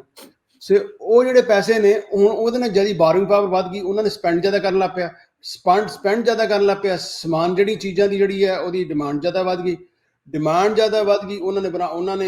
ਉਹਨਾਂ ਕੋਲ ਸਪਲਾਈ ਨਾ ਉਹਨਾਂ ਮਹਿੰਗਾ ਕਰ ਦੇਣਾ, ਉਹਨਾਂ ਮਹਿੰਗਾ ਕਰੀ ਜਾਣਾ। ਸੋ ਇਹ ਜਿਹੜਾ ਰਿਪਲ ਇਫੈਕਟ ਹੈ, ਜਦੋਂ ਕੈਪੀਟਲ ਜ਼ਿਆਦਾ ਅਵੇਲੇਬਲ ਹੋ ਜਾਂਦੀ ਹੈ, ਉਹਦਾ ਇਨਫਲੇਸ਼ਨ ਦੇ ਉੱਤੇ, ਮਹਿੰਗਾਈ ਤੇ ਸਿੱਧਾ ਇਦਾਂ ਇੰਪੈਕਟ ਪੈਂਦਾ। ਸੇਮ ਜਿੱਦਾਂ ਆਪਾਂ ਕਹਿ ਸਕਦੇ ਵੀ ਜਦੋਂ ਡਾਲਰ ਲੋਕਾਂ ਦੀਆਂ ਜੇਬਾਂ ਸੀਗੇ, ਜਦੋਂ ਨੋਟ ਨਵੇਂ ਛਪੇ ਲੋਕਾਂ ਦੇ ਕੋਲ ਚੈੱਕਾਂ ਦੇ ਰੂਪ 'ਚ ਜਾਂ ਕੈਸ਼ ਦੇ ਰੂਪ 'ਚ ਜਾ ਰਹੇ ਸੀਗੇ ਤੇ ਬਸ ਫਿਰ ਲੋਕਾਂ ਨੇ ਚੱਕ ਤੇ ਫੱਟੇ। ਬਸ ਉਹ ਫੱਟੇ, ਜਿੱਦਾਂ ਕਿ ਇਹਨਾਂ ਨੂੰ ਉਹ ਕਹਿੰਦੇ ਹੁੰਦੇ ਨਾ, ਲੋਟ ਵੀ ਉਹ ਨਹੀਂ ਫੱਟੇ ਆਵਾਜ਼ ਆਪਣੇ ਮੂੰਹ ਤੇ ਹੀ ਵੱਜੇ ਸੀਗੇ। ਗੱਲ ਤੇ ਆਹ ਹੈ ਨਾ ਵੀ ਹੁਣ ਲਹੂ ਲੁਹਾਨ ਹੋਏ ਪਏ ਆ, ਪਤਾ ਲੱਗਦਾ ਨਹੀਂ ਆ ਕਰੀਏ ਕੀ। ਆਸਾਂ ਉਮੀਦਾਂ ਆਪਾਂ ਪੋਲੀਟੀਸ਼ੀਅਨਾਂ ਤੋਂ ਲਾ ਲੈਂਦੇ ਆ ਵੀ ਇਹ ਆਪਣਾ ਕੰਮ ਸੂਤ ਕਰਨਗੇ, ਪਰ ਪੋਲੀਟਿਕਸ ਵਾਲਿਆਂ ਨੂੰ, ਪੋਲੀਟੀਸ਼ੀਅਨਾਂ ਨੂੰ ਤਾਂ ਆਪੋ ਆਪਣੀਆਂ ਵੋਟਾਂ ਦੇ ਨਾਲ, ਮੈਜੋਰਟੀਰੀਅਨ ਦੇ ਨਾਲ ਜਿਹੜਾ ਹੁੰਦਾ ਵੀ ਉਹਨਾਂ ਨੂੰ ਕਿੱਦਾਂ ਆਪਾਂ ਜਿਹੜਾ ਉਹ ਖੁਸ਼ ਜਿਹੜਾ ਉਹ ਕਰਨਾ ਹੈ। ਸੋ ਇਹ ਸਥਿਤੀ ਦੇ ਵਿੱਚ ਚਲੋ ਥੋੜਾ ਇਹ ਵੀ ਗੱਲ ਕਰੋ ਵੀ ਥੋੜਾ ਟਿਪਸ, ਕੋਈ ਸਲਾਹ, ਕੋਈ ਇਹ ਵੀ ਦਿਓ। ਚਲੋ ਹੈ ਤਾਂ ਉਹ ਸੁਣਨ ਨੂੰ ਉਹ ਸੇਮ ਗੱਲ ਆ, ਬਟ ਸਟਿਲ ਨਹੀਂ ਸਟਿਲ ਬਿਲਕੁਲ ਸੇਮ ਹੈ। ਕਿੱਦਾਂ ਕਰਨਾ ਹੈ ਉਹ ਚੀਜ਼? ਹਾਂ ਨਹੀਂ, ਬਿਲਕੁਲ ਕੋਈ ਗਲਤ ਨਹੀਂ। ਕਈ ਵਾਰ ਕਈ ਕਹਿੰਦੇ ਯਾਰ ਤੁਸੀਂ ਡਰਾਤਾ, ਡਰਾਉਣ ਵਾਲੀ ਗੱਲ ਨਹੀਂ, ਕਿ ਜੇ ਆਪਾਂ ਅਵੇਅਰ ਹੈਗੇ ਆ ਕਿ ਹਾਂ ਗੱਡੀ ਚਲਾਉਣ ਦੇ ਧਿਆਨ, ਅੱਖਾਂ ਖੋਲ੍ਹ ਕੇ ਚਲਾਈਏ, ਤੇ ਆਫ ਕੋਰਸ ਸੇਫਟੀ ਇਹਦੇ 'ਚ ਹੀ ਹੈ ਕਿ ਆਪਾਂ ਨੂੰ ਅਵੇਅਰਨੈਸ ਹੋਏ ਮਾਰਕੀਟ ਦੀ ਕੀ ਚੱਲਦੀ ਪਈ ਹੈ, ਉਸ ਹਿਸਾਬ ਨਾਲ ਆਪਣਾ ਖਰਚੇ ਕਰੀਏ। ਕਿਉਂਕਿ ਜੇ ਆਪਾਂ ਨੂੰ ਥੋੜੀ ਜਿਹੀ ਅਵੇਅਰਨੈਸ ਪਿੱਛੇ ਹੁੰਦੀ ਜਦੋਂ ਮਾਰਕੀਟ ਬੜੀ ਚੰਗੀ ਸੀ, ਤੇ ਸ਼ਾਇਦ ਅੱਜ ਇਸ ਸਿਚੁਏਸ਼ਨ ਦੇ ਵਿੱਚ ਨਾ ਹੁੰਦੇ। ਸੋ ਅਵੇਅਰਨੈਸ ਹੀ ਹੈ। ਆਈ ਥਿੰਕ ਪ੍ਰੋਬੇਬਲੀ ਆਪਣਾ ਬਿਜ਼ਨਸ ਵੇਖ ਕੇ, ਜੇ ਗੱਲ ਕਰੀਏ ਇਨਵੈਸਟਮੈਂਟਸ ਦੀ, ਜਿੱਦਾਂ ਥੋੜਾ ਜਿਹਾ ਟਾਈਮ ਹੈ ਨਹੀਂ ਇਨਵੈਸਟਮੈਂਟਸ ਕਰਨ ਵਾਸਤੇ। ਦੇਖੋ, ਜੇ ਆਪਾਂ ਗ੍ਰਾਫ ਦੇਖ ਰਹੇ ਹਾਂ, ਤਕਰੀਬਨ ਜਿਹੜਾ ਰੀਅਲ ਸਟੇਟ ਦਾ ਗ੍ਰਾਫ ਵੀ ਥੱਲੇ ਆ ਰਿਹਾ ਹੁੰਦਾ ਕਿ ਤੁਸੀਂ ਬਾਏ ਕਰਨਾ ਹੈ, ਤੁਸੀਂ ਉਦੋਂ ਮਾਰਕੀਟ ਕਰੋ ਜਦੋਂ ਮਾਰਕੀਟ ਤਾਂ ਨੂੰ ਜਾਂਦੀ ਪਈ ਹੈ। ਬਿਕੋਜ਼ ਜਦੋਂ ਥੱਲੇ ਨੂੰ ਆ ਰਿਹਾ ਐਰੋ, ਤੁਹਾਨੂੰ ਨਹੀਂ ਪਤਾ ਕਿ ਕਿੰਨਾ ਥੱਲੇ ਜਾਣਾ ਹੈ। ਹੁਣ 3.8 ਤੇ ਹੈ, ਹੋ ਸਕਦਾ ਕੱਲ 2 ਪੁਆਇੰਟ ਤੇ ਆਉਣਾ, ਪਰ ਇੱਕ ਵਾਰੀ ਜਦੋਂ ਗ੍ਰਾਫ ਉੱਤੇ ਜਾਣ ਲੱਗ ਪਿਆ, ਜੇ ਤੁਸੀਂ ਦੇਖੋ 2021 ਚ ਗ੍ਰਾਫ ਉੱਤੇ ਜਾਣ ਲੱਗ ਪੈਂਦਾ ਸੀ, ਇੱਕ ਵਾਰੀ ਸ਼ੁਰੂ ਹੋ ਗਿਆ, ਤੁਸੀਂ ਇੱਥੇ ਬਾਈ ਕੀਤਾ ਹੁੰਦਾ ਕਿ 23 ਤੱਕ ਤੁਸੀਂ ਬਹੁਤ ਜ਼ਿਆਦਾ ਪੈਸੇ ਕਮਾਉਣੇ। ਸੋ ਰਾਈਟ ਨਾਓ ਡੋ ਨਾਟ ਇਨਵੈਸਟ, ਹੋਲਡ ਕਰੋ ਆਪਣਾ ਜਿਹੜਾ ਵੀ ਹੈਗਾ।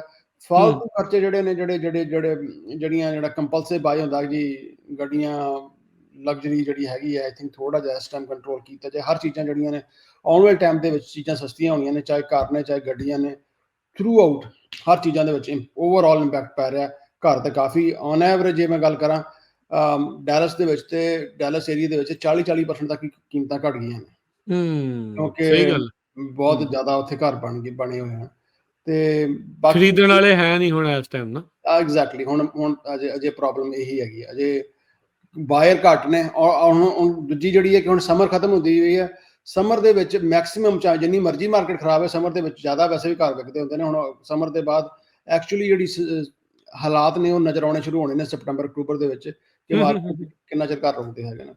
ਹਾਂ, ਬਹੁਤੇ ਲੋਕਾਂ ਦਾ ਹੁੰਦਾ ਵੀ ਜਦੋਂ ਨਿਆਣਿਆਂ ਦਾ ਸਕੂਲ ਚੇਂਜ ਕਰਨਾ ਹੁੰਦਾ ਜਾਂ ਕੁਛ ਕਰਨਾ ਵੀ ਹੁੰਦਾ, ਵੀ ਉਹਨਾਂ ਸਮਿਆਂ ਦੇ ਵਿੱਚ ਲੋਕ ਜਿਹੜਾ ਉਹ ਜ਼ਿਆਦਾ ਐਕਟੀਵਿਟੀ ਕਰਦੇ ਆ। ਸੋ ਅੱਜ ਹੀ ਆਈ ਥਿੰਕ ਰੋਇਟਰਸ ਦੀ ਖਬਰ ਸੀਗੀ, ਨਿਰਮਲ ਮਾਨ ਜੀ, ਵੀ ਪਿਛਲੇ 30 ਸਾਲਾਂ ਦੇ ਇਤਿਹਾਸ ਦੇ ਵਿੱਚ ਸਭ ਤੋਂ ਘੱਟ ਘਰਾਂ ਦੀ ਵਿਕਰੀ ਜਿਹੜੀ ਇਸ ਟਾਈਮ ਹੋ ਰਹੀ ਹੈ। ਦੇਖੋ ਦੇਖੋ, ਡਰਾਉਣ ਦਾ ਨਹੀਂ ਕੋਈ ਗੱਲ। ਇਹ ਆਈ ਥਿੰਕ ਇਹਦੇ ਵਿੱਚ ਕਿਤੇ ਨਾ ਕਿਤੇ ਇਮੀਗ੍ਰੇਸ਼ਨ ਪਾਲਿਸੀਜ਼ ਦਾ ਵੀ ਹੱਥ ਆ। ਲੋਕ ਜਿਹਨੂੰ ਇਹ ਨਹੀਂ ਪਤਾ ਵੀ ਮੇਰੀ ਇੱਥੇ ਮੁਲਕ ਦੇ ਵਿੱਚ ਭਵਿੱਖ ਕੀ ਆ, ਉਹ ਆਬਵੀਅਸਲੀ ਇਨਵੈਸਟ ਨਹੀਂ ਕਰੂਗਾ। ਬਿਲਕੁਲ, ਬਿਲकुल। ਔਰ ਬਾਕੀ ਜਿਹੜਾ ਬਿਲਕੁਲ ਯੰਗ ਬੱਚਾ ਜਿਹੜਾ ਅੱਜ ਕੱਲ੍ਹ ਗ੍ਰੈਜੂਏਟ ਕਰਕੇ ਜਾਂਦਾ ਪਿਆ, ਉਹ ਤਾਂ ਕਿਤੇ ਨਾ ਕਿਤੇ ਅਜੇ ਵੀ ਘਰ ਅਫੋਰਡ ਕਰ ਨਹੀਂ ਸਕਦੇ, ਕਿਉਂਕਿ ਘਰ ਇੰਨੇ ਮਹਿੰਗੇ ਹੋਏ ਪਏ ਨੇ ਹਰ ਪਾਸੇ ਸਹੀ ਤੋਂ। ਗੱਲ। ਹਾਂ, ਔਨ ਐਵਰੇਜ ਹੂੰ। ਉਨੀ ਵੀ ਨਹੀਂ ਹੈਗੀ। ਉੱਤੋਂ ਜਿੱਦਾਂ ਸ਼ੁਰੂਆਤ 'ਚ ਤੁਸੀਂ ਦੱਸੀ ਸੀ ਗੱਲ ਵੀ ਗ੍ਰੈਜੂਏਟਸ ਦੀ ਵੀ ਆਪਾਂ ਜੇ ਗੱਲ ਕਰ ਲਈਏ, ਆਮ ਲੋਕਾਂ ਦੀ ਵੀ ਗੱਲ ਕਰ ਲਈਏ, ਬਹੁਤ ਤਰੀਕੇ ਦੀ ਜਿਹੜੀ ਲੇਬਰ ਇੰਡਸਟਰੀ ਦੇ ਉੱਤੇ ਵੀ ਜਿਹੜੀ ਮਾਰ ਆ ਉਹ ਪੈਣੀ ਸ਼ੁਰੂ ਹੋ ਰਹੀ ਆ। ਆਲਦੋ ਜਿਹੜੇ ਫੈਡ ਦੇ ਚੇਅਰ ਸੀਗੇ ਜਰੋਮ ਪਾਵਲ, ਉਹ ਕਹਿੰਦੇ ਸੀਗੇ ਵੀ ਲੇਬਰ ਮਾਰਕੀਟ ਅਜੇ ਹੌਟ ਆ, ਅਸੀਂ ਇਸ ਲਈ ਇੰਟਰਸਟ ਰੇਟ ਜਿਹੜੇ ਉਹ ਨਹੀਂ ਕੱਟ ਕਰਨੇ। ਲੇਬਰ ਮਾਰਕੀਟ ਸਟਿਲ ਸਮਹਾਓ ਸਰਵਾਈਵ ਕਰ ਰਹੀ ਆ। ਲੇਆਫਸ ਹੁੰਦੀਆਂ ਆ, ਕੁਛ ਜਿਹੜੀਆਂ ਨਾਨ ਫਾਰਮ ਜੌਬਸ ਆ ਫਿਰ ਵੀ ਕ੍ਰੀਏਟ ਜਿਹੜੀਆਂ ਹੋ ਜਾਂਦੀਆਂ। ਪਿੱਛੇ ਜੇ ਥੋੜੀ ਜੀ ਡਾਊਨ ਆਏ ਸੀਗੇ ਨੰਬਰ, ਜਿੰਨੇ ਜਿਹੜਾ ਇਹ ਸੋਚਦੇ ਸੀਗੇ। ਅਨਇੰਪਲੋਇਮੈਂਟ ਦਰ ਨੂੰ ਲੈ ਕੇ ਕੀ ਸਿਚੁਏਸ਼ਨ ਜਿਹੜੀ ਉਹ ਇਸ ਟਾਈਮ ਜਿਹੜੀ ਉਹ ਚੱਲ ਰਹੀ ਆ? ਰੀਸੈਂਟ ਗ੍ਰੈਜੂਏਟਸ ਜਾਂ ਜਿਨ੍ਹਾਂ ਨੂੰ ਲੇਆਫਸ ਹੋਏ ਆ, ਉਹਨਾਂ ਦੀ ਕੀ ਸਥਿਤੀ ਜਿਹੜੀ ਇਸ ਟਾਈਮ ਚੱਲ ਰਹੀ ਹੈ? ਜਨਰਲੀ ਦੇਖੋ, ਅਨਇੰਪਲੋਇਮੈਂਟ ਮੈਂ ਇੱਕ ਤਰ੍ਹਾਂ ਨਾਲ ਗ੍ਰਾਫ ਸ਼ੇਅਰ ਕੀਤਾ ਸੀ ਅਨਇੰਪਲੋਇਮੈਂਟ ਦਾ। ਅਨਇੰਪਲੋਇਮੈਂਟ ਸਲਾਈਟਲੀ ਔਨ ਰਾਈਜ਼ ਹੈਗੀ ਹੈ। ਹਾਂਜੀ। ਔਰ ਇਹਦੇ ਵਿੱਚ ਮਲਟੀਪਲ ਫੈਕਟਰਸ ਹੈਗੇ ਨੇ। ਆਫ ਕੋਰਸ ਜਿਹੜਾ ਇੱਕ AI ਦਾ ਫੈਕਟਰ ਹੈ ਉਹ ਬਹੁਤ ਵੱਡਾ ਹੈ। ਔਰ ਜਿਹੜਾ ਮੇਜਰ ਲੇਆਫਸ ਹੋਏ ਨੇ ਜਿੰਨੇ ਵੀ ਉਹ ਵੱਡੀਆਂ ਫੈਂਗ ਕੰਪਨੀਆਂ ਦੇ ਵਿੱਚ, ਉਹਦੀ ਪ੍ਰਾਇਮਰੀ ਰਿਪਲੇਸਮੈਂਟ ਜਿਹੜੀ ਹੈ ਉਹ AI ਨੇ ਕੀਤੀ। ਔਰ ਆਉਣ ਵਾਲੇ ਟਾਈਮ ਦੇ ਵਿੱਚ AI ਨੇ ਹੋਰ ਜ਼ਿਆਦੀਆਂ ਜਿਹੜੀਆਂ ਨੇ, ਅੱਜ ਇਹ ਟਾਈਮ ਵੀ ਆ ਗਿਆ ਕਿ MIT ਦੇ ਗ੍ਰੈਜੂਏਟ ਵੀ ਕਈ ਜਿਹੜੇ ਨੇ ਬੱਚੇ, ਉਹ ਵੀ ਨੌਕਰੀ ਲੱਭਦੇ ਪਏ ਨੇ। ਜਿੰਨੀ ਵੀ ਪਿਛਲੀ ਵੀ ਲੇਆਫ ਜਾਂ ਰਿਸੈਸ਼ਨ ਜਿੰਨੇ ਵੀ ਆਏ ਨੇ, IT ਸੈਕਟਰ ਨੂੰ ਕਦੇ ਨਾ ਮਾੜਾ ਨੁਕਸਾਨ ਨਹੀਂ ਹੈ। ਬਿਕੋਜ਼ ਜਦੋਂ ਵੀ ਤੁਸੀਂ ਕਿਸੇ ਵੀ ਚੀਜ਼ ਨੂੰ ਆਪਟੀਮਾਈਜ਼ ਕਰਦੇ ਹੋ, IT ਨਾਲ ਆਪਟੀਮਾਈਜ਼ ਕਰਦੇ ਹੋ। ਇਸ ਤਰ੍ਹਾਂ ਪਹਿਲੀ ਵਾਰ ਹੋਇਆ ਕਿ ਐਸਾ ਹੁਣ ਤੁਸੀਂ ਕੋਈ ਵੀ ਕੰਮ ਸੋਚ ਨਹੀਂ ਸਕਦੇ ਜਿਹੜਾ IT ਮਤਲਬ AI ਨਹੀਂ ਕਰ ਸਕਦੀ। ਸੋ AI ਨੇ ਕਰਕੇ ਕਾਫੀ IT ਦੇ ਵਿੱਚ ਵੀ ਕਾਫੀ ਮੇਜਰ ਲੇਆਫ ਹੋਏ ਨੇ। ਜੀ, ਕੀ ਫਿਊਚਰ ਪ੍ਰੈਡਿਕਟ ਕਰ ਰਹੇ ਆ? ਕਿਉਂਕਿ ਇਹ ਅਕਸਰ ਹਰ ਇੱਕ ਦਾ ਇਹ ਸਵਾਲ ਆ ਨਿਰਮਲ ਜੀ ਵੀ ਅੱਛਾ, ਇਹ ਸਥਿਤੀ ਕਿੰਨੇ ਕੁ ਸਾਲ ਹੋਰ ਚੱਲਣੀ ਹੈ, ਕਿੰਨੇ ਮਹੀਨੇ ਹੋਰ ਚੱਲਣੀ ਆ? ਕੋਈ ਹੈ ਕੁਛ ਆਈਡੀਆ? ਕੀ ਆਪਾਂ ਕੰਜ਼ਰਵੇਟਲੀ ਵੀ ਜੇ ਸੋਚਦੇ ਜਾਈਏ ਵੀ 3 ਮਹੀਨੇ, 6 ਮਹੀਨੇ, ਸਾਲ, ਕੀ ਆਪਾਂ ਸੋਚਦੇ ਹਾਂ? ਅਨਫੋਰਚੂਨੇਟਲੀ ਆਈ ਥਿੰਕ 1.5 ਤੋਂ 2 ਸਾਲ ਤਾਂ ਕਾਫੀ ਔਖੇ ਲੱਗਦੇ ਪਏ ਨੇ ਵਾਓ। ਅਨਫੋਰਚੂਨੇਟਲੀ। ਹਾਂਜੀ, ਕਿਉਂਕਿ ਜਿੰਨਾ ਚਿਰ ਮਿਡ ਟਰਮ ਦਾ ਨਹੀਂ ਕਲੀਅਰਿਟੀ ਆ ਜਾਂਦੀ, ਉਦੋਂ ਤੱਕ ਤੇ ਕਰੰਟ ਐਡਮਿਨਿਸਟ੍ਰੇਸ਼ਨ ਦੀ ਚਾਰੇ ਚੱਕ ਜਗੀਰ ਆ। ਸੋ ਉਹ ਆਪਣੀਆਂ ਥੋੜ੍ਹੀਆਂ ਜਿਹੀਆਂ ਆਪ ਉਧਰੀਆਂ ਕਰਦੇ ਪਏ, ਜਿਹਨਾਂ ਕਰਕੇ ਜ਼ਿਆਦਾ ਜਿਹੜੀ ਅਨਸਰਟਨਟੀ ਹੈ ਮਾਰਕੀਟ ਦੇ ਵਿੱਚ, ਉਹ ਨੁਕਸਾਨ ਜ਼ਿਆਦਾ ਕਰਦੀ ਪਈ ਹੈ। ਤੇ ਉਹ ਜਿਹੜੇ ਬਿੱਲ ਦਾ ਅਸਰ ਕਿੰਨੇ ਕੁ ਮਹੀਨਿਆਂ 'ਚ ਆਪਾਂ ਨੂੰ ਨਜ਼ਰ ਆਉਣਾ ਸ਼ੁਰੂ ਉਹ ਹੋਊਗਾ? ਆਪਣਾ ਮੋਸਟ ਲਾਈਕਲੀ ਅਗਲੇ ਸਾਲ ਨਜ਼ਰ ਆਉਣਾ ਸ਼ੁਰੂ ਹੋਏਗਾ। ਅਗਲੇ ਸਾਲ ਹੋਣਾ? ਅਗਲੇ ਸਾਲ ਅਜੇ ਉਹਨੇ ਵੀ ਉਦੋਂ ਵੀ ਸਿਚੁਏਸ਼ਨ ਚੇਂਜ ਹੋਊਗੀ ਫਿਰ? ਉਦੋਂ ਸਿਚੁਏਸ਼ਨ ਚੇਂਜ ਹੋਣੀ ਹੈ। ਔਰ ਇਹ ਮੈਂ ਕਹਿੰਦਾ ਕਿ ਮਿਨੀਮਮ 2 ਸਾਲ ਆ। ਜੇ ਇਹੀ ਉਹਦੇ ਬਾਅਦ ਵੀ ਜੇ ਇਹੀ ਕੰਟੀਨਿਊਸ ਰਿਹਾ ਚੀਜ਼, ਇਹਨਾਂ ਦੀ ਐਡਮਿਨਿਸਟ੍ਰੇਸ਼ਨ ਬਾਅਦ 'ਚ ਵੀ ਆ ਗਈ, ਤਾਂ ਫਿਰ ਆਪਾਂ 4 ਤੋਂ 6 ਸਾਲ ਵੀ ਹਾਲਾਤ ਖਰਾਬ ਹੋ ਸਕਦੇ ਨੇ ਜੇ ਇਹੀ ਕੰਟੀਨਿਊਸ਼ਨ ਰਹੀ ਇਸ ਐਡਮਿਨਿਸਟ੍ਰੇਸ਼ਨ ਦੀ। ਪਰ ਲੋਕਾਂ ਨੂੰ ਤਾਂ ਭਰੋਸਾ ਬਹੁਤ ਆ ਲੈ ਕੇ ਵੀ ਐਡਮਿਨਿਸਟ੍ਰੇਸ਼ਨ ਨੇ ਮਤਲਬ ਬਦਲ ਦੇਣਾ। ਉਹਨਾਂ ਨੇ ਕਿਹਾ, ਉਹ ਤਾਂ ਇਦਾਂ ਕਹਿੰਦੇ ਆ, ਪਿਛਲੇ ਪ੍ਰਸ਼ਾਸਨ ਨੇ ਅਮਰੀਕਾ ਨੂੰ ਪੂਰਾ ਹੀ ਸਿੱਟਤਾ, ਅਸੀਂ ਜਿਹੜਾ ਚੱਕ ਰਹੇ ਹਾਂ, ਗ੍ਰੇਟ ਕਰ ਰਹੇ ਹਾਂ ਦੁਬਾਰਾ। ਹੁਣ ਲੱਗੂਗਾ ਪਤਾ। ਆਈ ਥਿੰਕ ਜੇ ਲੋਕਾਂ ਦੇ ਘਰਾਂ ਦੇ ਵਿੱਚ ਜਾਂ ਹਰ ਕਿਸੇ ਬੰਦੇ ਦੀ ਲਾਈਫ ਦੇ ਵਿੱਚ ਇੰਡੀਵਿਜੂਅਲੀ ਫਰਕ ਪੈਂਦਾ ਹੈ, ਉਹਨਾਂ ਦੀ ਲਾਈਫ ਇੰਪਰੂਵਮੈਂਟ ਹੋਈ ਹੈ ਕਿਸੇ ਬੰਦੇ ਦੀ, ਜਿਹਨੇ ਵੀ ਲੱਗਦਾ, ਤੇ ਦੈਨ ਉਹ ਕਿਸੇ ਨੂੰ ਕਹਿਣ ਦੀ ਲੋੜ ਹੀ ਨਹੀਂ। I think you can see your difference yourself ਕਿ ਹਾਂ ਵੀ ਮੇਰੀ ਜ਼ਿੰਦਗੀ ਦੇ ਵਿੱਚ ਪਿੱਛੋਂ ਤੋਂ ਲੈ ਕੇ ਹੁਣ ਤੱਕ ਕੀ ਫਰਕ ਪਿਆ, ਜਾਂ ਆਉਣ ਵਾਲੇ ਫਿਊਚਰ ਦੇ ਵਿੱਚ ਕੀ ਫਿਊਚਰ ਹੈਗਾ। ਸੋ ਜੀ, ਅੱਛਾ, ਮੈਂ ਅਕਸਰ ਇੱਕ ਗੱਲ ਜ਼ਰੂਰ ਸੋਚਦਾ ਹੁੰਦਾ ਜਾਂ ਕਹਿੰਦਾ ਹੁੰਦਾ ਵੀ ਜਿਹੜਾ ਇੱਥੇ ਦਾ ਵੋਟਰ ਆ, ਦੁਨੀਆ 'ਚ ਬਹੁਤੇ ਵੋਟਰ ਜਿਹੜੇ ਆ ਉਹ ਵਨ ਇਸ਼ੂ ਵੋਟਰ ਹੁੰਦੇ ਆ। ਉਹ ਜਦੋਂ ਤਾਂ ਜੇਬ 'ਚ ਹੁੰਦੇ ਆ ਪੈਸੇ, ਫਿਰ ਤਾਂ ਉਹਨਾਂ ਨੂੰ ਬਾਕੀ ਚੀਜ਼ਾਂ ਨਜ਼ਰ ਆਉਂਦੀਆਂ। ਜਦੋਂ ਜੇਬ ਦੇ ਵਿੱਚ ਪੈਸੇ ਨਹੀਂ ਹੁੰਦੇ ਤਾਂ ਫਿਰ ਦੁਨੀਆ ਨੂੰ ਸਿਰਫ ਉਹੀ ਚੀਜ਼ ਨਜ਼ਰ ਆਉਂਦੀ ਆ। ਸੋ ਵੋਟਿੰਗ ਵੇਲੇ ਤੁਸੀਂ ਦੇਖੋ, ਪਿਛਲੇ ਕੈਂਪੇਨ ਦੇ ਵਿੱਚ ਇਕੋਨਮੀ ਬਹੁਤ ਵੱਡਾ ਫੈਕਟਰ ਸੀ, ਇਮੀਗ੍ਰੇਸ਼ਨ ਦੇ ਨਾਲ ਇਕੋਨਮੀ। ਆਈ ਥਿੰਕ ਇਹ 2 ਜਿਹੜੇ ਸਭ ਤੋਂ ਵੱਡੇ ਜਿਹੜੇ ਫੈਕਟਰ ਸੀ ਜਿਨ੍ਹਾਂ ਨੇ ਮਾਰ ਕੀਤੀ ਟਰੰਪ ਹੁਣਾਂ ਨੂੰ, ਜਿਹੜਾ ਉਹ ਸੱਤਾ ਦੇ ਵਿੱਚ ਲਿਆਂਦਾ। ਤੇ ਹੁਣ ਇਹੀ 2 ਇਸ਼ੂਜ਼ ਹੋਣਗੇ ਜਿਹੜੇ ਇਹ ਐਸਟੈਬਲਿਸ਼ ਕਰਨਗੇ ਜਾਂ ਉਹਨਾਂ ਦੇ ਫਿਊਚਰ ਨੂੰ ਜਿਹੜਾ ਉਹ ਪ੍ਰੈਡਿਕਟ ਕਰਨਗੇ ਵੀ ਉਹ ਪੋਲੀਟੀਕਲੀ ਅੱਗੇ ਜਿਹੜਾ ਉਹ ਕਿਸ ਪਾਸੇ ਵੱਲ ਨੂੰ ਜਿਹੜਾ ਉਹ ਵੱਧ ਸਕਦੇ ਆ। ਜਿਹੜੀ ਆ ਉਹ ਰੀਡਿਸਟ੍ਰੀਬਿਊਟਿੰਗ ਜਿਹੜੀ ਕਰਨੀ, ਉਹ ਕਹਿ ਰਹੇ ਵੀ 5 ਸੀਟਾਂ ਆਪਾਂ ਇੱਧਰੋਂ ਖਿੱਚ ਲੈਣੀਆਂ, ਨਿਊਸਮ ਹੋਣੀ ਕਹਿੰਦੇ ਵੀ ਆਪਾਂ ਇੱਧਰ ਚੇਂਜ ਕਰ ਲਾਂਗੇ। ਸੋ ਉਹ ਵੀ ਜਿਹੜੀ ਇੱਕ ਦੂਜੇ ਦੇ ਨਾਲ ਜਿਹੜੀ ਖਿੱਚੋ ਤਾਣ, ਉਹ ਨਾਲ ਦੇ ਨਾਲ ਜਿਹੜੀ ਉਹ ਲੱਗੀ ਰਹਿਣੀ ਆ। ਸੋ ਇੰਟਰਸਟਿੰਗ ਟਾਈਮਸ ਆ। ਸੋ ਆਪਾਂ ਤੁਹਾਨੂੰ ਇਕੋਨਮੀ ਦੇ ਉੱਤੇ ਜਾਂ ਇਸ ਤਰੀਕੇ ਦੇ ਨਾਲ ਗੱਲਬਾਤ ਕਰਦੇ ਰਵਾਂਗੇ। ਬਾਕੀ ਨਿਰਮਲ ਮਾਨ ਜੀ, ਡੈਟ ਵਾਲਿਆਂ ਨੂੰ ਕੁਝ ਸਲਾਹ ਜਿਹੜੀ ਉਹ ਜਾਂਦੇ ਜਾਂਦੇ ਦੇ ਜਿਓ। ਊੜਾ ਵਾਲਿਆਂ ਦੇ ਨਾਲ ਜੇ ਕਿਸੇ ਨੇ ਕੰਟੈਕਟ ਕਰਨਾ ਆ, ਉਹ ਮਾੜਾ ਜਿਹਾ ਥੋੜਾ ਜਿਹਾ ਦੱਸ ਦਿਓ ਜਾਂਦੇ ਜੀ ਜੀ ਬਿਲਕੁਲ। ਸੋ ਡੈਟ ਇਹੀ ਹੈ, ਆਈ ਥਿੰਕ ਇਸ ਟਾਈਮ ਜੋ ਹਾਲਾਤ ਚੱਲਦੇ ਪਏ ਨੇ, ਓਵਰਆਲ ਸਿਚੁਏਸ਼ਨ ਇਕੋਨਮੀ ਦੀ ਖਰਾਬ ਹੀ ਹੈ। ਜਨਰਲੀ ਕੀ ਹੁੰਦਾ ਕਿ ਅਸੀਂ ਮਿਨੀਮਮ ਪੇਮੈਂਟ ਨਾ ਪੇ ਕਰੀ ਜਾਂਦੇ ਹਾਂ, ਔਰ 24-25% ਇੰਟਰਸਟ ਰੇਟ ਹੁੰਦਾ, ਤੇ ਮਿਨੀਮਮ ਪੇਮੈਂਟ ਜੇ ਆਪਾਂ ਦਈਏ ਵੀ, ਅੱਜ ਕੱਲ੍ਹ ਹਰ ਕ੍ਰੈਡਿਟ ਕਾਰਡ ਦੀ ਸਟੇਟਮੈਂਟ 'ਤੇ ਲਿਖਿਆ ਹੁੰਦਾ ਕਿ ਜੇ ਮਿਨੀਮਮ ਪੇਮੈਂਟ ਦਿਓਗੇ ਤੇ ਇੰਨਾ ਟਾਈਮ ਲੱਗਣਾ ਹੈ। ਔਨ ਐਵਰੇਜ 30 ਤੋਂ 35-45 ਸਾਲ ਲੱਗ ਜਾਂਦੇ ਤੁਹਾਨੂੰ ਪੇ ਕਰਨ ਨੂੰ, ਔਰ ਜਿੱਥੇ 10,000 ਦੇਣਾ ਸੀ ਉੱਥੇ $80,000-90,000 ਦੇਣਾ ਪੈ ਸਕਦਾ। ਇਨ ਫੈਕਟ ਜੇ ਤੁਸੀਂ ਪ੍ਰੋਗਰਾਮ 'ਚ ਇਨਰੋਲ ਕਰਦੇ ਹੋ ਡੈਟ ਸੈਟਲਮੈਂਟ ਦੇ ਵਿੱਚ, 10 ਦੇ ਥਾਂ ਤੁਹਾਨੂੰ ਸ਼ਾਇਦ $4,000 ਦੇਣਾ ਪਏ। ਸੋ ਇਹਦੇ ਬਾਰੇ, ਔਰ ਬਾਕੀ ਜੇ ਤੁਸੀਂ ਆਸਾਨ ਕਿਸ਼ਤਾਂ ਬਣਾ ਲੈਂਦੇ ਹੋ, ਔਰ ਇੱਕ ਨਿੱਕਾ ਪੈਸਾ ਵੀ ਨਹੀਂ ਅਪਫਰੰਟ ਹੀ ਚਾਰਜ ਕਰਦੇ। ਐਂਡ ਆਈ ਥਿੰਕ ਕੋਸ਼ਿਸ਼ ਤਾਂ ਇਹ ਕਰੋ ਕਿ ਕਰਜ਼ੇ 'ਚ ਨਾ ਆਓ, ਕਿ ਆਪਣੇ ਜਿਹੜਾ ਤੁਸੀਂ ਯੂਜ਼ ਕਰਦੇ ਹੋ ਕ੍ਰੈਡਿਟ ਕਾਰਡ, ਉਹਨੂੰ ਐਜ਼ ਅ ਕਨਵੀਨੀਅੰਸ ਯੂਜ਼ ਕਰੋ, ਕ੍ਰੈਡਿਟ ਨਾ ਯੂਜ਼ ਕਰੋ ਕਿ ਜਿੰਨੇ ਪੈਸੇ ਯੂਜ਼ ਕਰਦੇ ਹੋ ਹਰ ਮਹੀਨੇ ਪੇ ਆਫ ਕਰ ਦਿਓ। ਘੱਟ ਤੋਂ ਘੱਟ ਆਪਣਾ ਕ੍ਰੈਡਿਟ ਕਾਰਡ ਦੀ ਲਿਮਿਟ ਦੇ ਅੰਦਰ ਰਹੋ, 30% ਥੱਲੇ ਰਹੋ। ਇਹ ਨਿੱਕੀਆਂ ਨਿੱਕੀਆਂ ਚੀਜ਼ਾਂ ਧਿਆਨ ਰੱਖੋ, ਤੁਹਾਡਾ ਕ੍ਰੈਡਿਟ ਠੀਕ ਰਹਿੰਦਾ ਔਰ ਤੁਹਾਡੇ 'ਤੇ ਕਰਜ਼ਾ ਨਹੀਂ ਵੀ ਚੜ੍ਹਦਾ। ਛੋਟੇ ਮੋਟੇ ਕਾਰਡ 14-17 ਦੇ ਨਾ ਅਪਲਾਈ ਕਰੋ। 20-10% ਬੈਨੀਫਿਟ ਕਈ ਵਾਰ ਉਹ ਲੌਂਗ ਰਨ ਦੇ ਵਿੱਚ ਜ਼ਿਆਦਾ ਨੁਕਸਾਨ ਕਰ ਜਾਂਦਾ। ਪਰ ਜੇ ਹੋ ਗਿਆ ਇਸ਼ੂ, ਕੋਈ ਪ੍ਰੋਬਲਮ ਹੋ ਗਈ, I think there is a way out. ਵੱਡੀਆਂ ਕਾਰਪੋਰੇਸ਼ਨਸ ਜਾਂ ਵੱਡੀ ਕੰਪਨੀਆਂ ਸਾਰੇ ਆਪਣੇ ਆਪਣੇ ਜੋ ਉਹਨਾਂ ਦਾ ਲੱਗਦਾ ਫਾਵਦਾ ਆਪਸ਼ਨਸ ਲੈਂਦੇ ਨੇ। ਸੋ ਆਪਸ਼ਨਸ ਹੈਗਾ, ਤੁਸੀਂ ਕਾਲ ਕਰ ਲਓ, ਨੰਬਰ ਹੈ ਸਾਡਾ 888 888 9914 888 888-9914। ਤੇ ਇਹ ਕਹਿੰਦਾ ਹੋਇਆ, ਬਾਕੀ ਥੈਂਕ ਯੂ ਵੈਰੀ ਮਚ ਰਾਜ ਤੁਹਾਡਾ, ਆਈ ਰੀਅਲੀ ਅਪਰੀਸ਼ੀਏਟ ਤੁਹਾਡਾ, ਥੈਂਕਸ ਫॉर ਹੈਵਿੰਗ ਮੀ। ਨਹੀਂ ਕੋਈ ਨਹੀਂ। ਸੋ ਸਾਡੇ ਸਰੋਤੇ ਜਿਹੜੇ ਆ ਇਸ ਪ੍ਰੋਗਰਾਮ ਦੇ ਨਾਲ ਜੁੜੇ ਰਿਹਾ ਕਰੋ। ਆਪਾਂ ਨਿਰਮਲ ਮਾਨ ਜੀ ਦੇ ਨਾਲ ਗੱਲਬਾਤ ਕਰਦੇ ਰਿਹਾ ਕਰਾਂਗੇ। ਇਕੋਨਮੀ ਨੂੰ ਲੈ ਕੇ ਕੀ ਚੱਲ ਰਿਹਾ, ਕੀ ਕੁਛ ਹੋ ਰਿਹਾ, ਉਹਦੇ ਬਾਰੇ ਜਿਹੜੀ ਉਹ ਚਰਚਾ ਆਪਣੀ ਚੱਲਦੀ ਜਿਹੜੀ ਉਹ ਰਹੇਗੀ। ਬਾਕੀ ਕਿਸੇ ਨੂੰ ਡੈਟ ਨੂੰ ਲੈ ਕੇ ਕਿਸੇ ਤਰੀਕੇ ਦਾ ਕੋਈ ਕੁਐਸਚਨ, ਕੋਈ ਸਲਾਹ ਲੈਣੀ ਆ, ਕੀ ਕਰਨਾ ਹੈ, ਕਿਵੇਂ ਕਰਨਾ ਆ, ਉਹ ਜ਼ਰੂਰ ਤੁਸੀਂ ਨਿਰਮਲ ਮਾਨ ਜੀ ਦੇ ਨਾਲ ਕੰਟੈਕਟ ਕਰ ਲਓ 8888889914 ਦੇ ਉੱਤੇ। ਜਾਂਦੇ ਜਾਂਦੇ ਇੱਕ ਚੀਜ਼ ਮੈਂ ਪੁੱਛਣਾ ਚਾਹੁੰਦਾ, ਅਕਸਰ ਕ੍ਰੈਡਿਟ ਕਾਰਡ ਦੇ ਯੂਜ਼ ਕਰਨਾ ਜਾਂ ਨਹੀਂ ਯੂਜ਼ ਕਰਨ ਨੂੰ ਲੈ ਕੇ ਕਾਫੀ ਇੱਕ ਹਿਸਾਬ ਦੇ ਨਾਲ ਜਿੰਨਾ ਪੋਲੀਟੀਕਲ ਡਿਵਾਈਡ ਹੈ, ਇਹ ਵੀ ਡਿਵਾਈਡ ਆਪਣੇ ਸਾਹਮਣੇ ਆ। ਤੁਸੀਂ ਕੀ ਰਿਕਮੈਂਡ ਕਰਦੇ ਹੋ, ਕ੍ਰੈਡਿਟ ਕਾਰਡ ਬੰਦੇ ਨੂੰ ਵਰਤਣੇ ਚਾਹੀਦੇ ਆ ਜਾਂ ਨਹੀਂ ਵਰਤਣੇ ਚਾਹੀਦੇ? ਆਈ ਨੋ ਜਦੋਂ ਯੂਜ਼ ਕਰਨਾ ਸ਼ੁਰੂ ਕਰ ਦਿੰਦਾ ਫਿਰ ਬੰਦਾ ਕਿਤੇ ਨਾ ਕਿਤੇ ਗੱਚ ਖਾ ਜਾਂਦਾ। ਆਈ ਥਿੰਕ ਆਪਣੀ ਮੀਨਸ 'ਚ ਰਹਿ ਖਰਚੋ। ਆਈ ਥਿੰਕ ਹਰ ਚੀਜ਼ ਨਾ, ਜੇ ਆਪਾਂ ਐਕਸੈਸਫੁਲੀ ਕਰ ਲਈਏ, ਉਹਨੂੰ ਮੈਨੇਜ ਡਿਸਿਪਲਿਨ 'ਚ ਨਾ ਰਹੀਏ ਤਾਂ ਔਖਾ ਹੋ ਜਾਂਦਾ। ਪਰ ਜੇ ਕ੍ਰੈਡਿਟ ਕਾਰਡ ਤੁਸੀਂ ਯੂਜ਼ ਕਰਦੇ ਹੋ ਤਾਂ ਤੁਹਾਡਾ ਕ੍ਰੈਡਿਟ ਵੱਧਦਾ, ਉਹਦੇ ਨਾਲ ਸਕੋਰ ਵੱਧਦੇ ਨੇ, ਔਰ ਤੁਹਾਡੀ ਅਵੇਲੇਬਲ ਕ੍ਰੈਡਿਟ ਅੱਜ ਕੱਲ੍ਹ ਕੋਈ ਇੱਕ ਤੁਹਾਡੇ ਕੋਲ 20,000 ਦਾ ਜਾਂ ਕੱਲ੍ਹ ਨੂੰ 10-20,000 ਦੇ ਹੋ ਜਾਂਦੇ ਨੇ। So you have 200,000 the credit ਤੁਹਾਡੇ ਕੋਲ ਅਵੇਲੇਬਲ ਹੈਗੀ, ਜਦੋਂ ਤੁਹਾਨੂੰ ਬਾਕੀ ਲਾਈਨ ਵੀ ਕੱਲ੍ਹ ਤੁਸੀਂ ਲੋਨ ਲੈਣਾ ਦੀ ਉੱਚ ਸਹੂਲਤ ਹੁੰਦੀ ਹੈ। ਪਰ ਕੋਸ਼ਿਸ਼ ਇਹੀ ਕਰੋ ਕਿ ਇੱਕੋ ਹੀ ਕਾਰਡ ਯੂਜ਼ ਕਰੋ ਜਿਹਦੇ 'ਚ ਤੁਹਾਨੂੰ ਉਹਨੂੰ ਹਰ ਮਹੀਨੇ ਪੇ ਆਫ ਕਰੋ, ਬਜਾਏ ਇਹਦੇ ਕਿ ਤੁਸੀਂ ਸਾਰੇ ਚੱਕੀ ਜਾਂ ਫੱਟੇ ਤੇ ਮੁੜ ਕੇ ਮਿਨੀਮਮ ਪੇਮੈਂਟ ਤੇ ਆ ਜਾਓ। ਉਹ ਮੁਸੀਬਤ ਮਿਨੀਮਮ ਪੇਮੈਂਟ ਤੋਂ ਅਵਾਇਡ ਕਰੋ ਬਸ। ਉਹ ਮੁਸੀਬਤ। ਧੰਨਵਾਦ ਨਿਰਮਲ ਮਾਨ ਜੀ, ਮਿਹਰਬਾਨੀ, ਸ਼ੁਕਰੀਆ। ਮਿਲਦੇ ਹਾਂ ਅਗਲੀ ਵਾਰੀ। ਸਤਿ ਸ਼੍ਰੀ ਅਕਾਲ ਜੀ।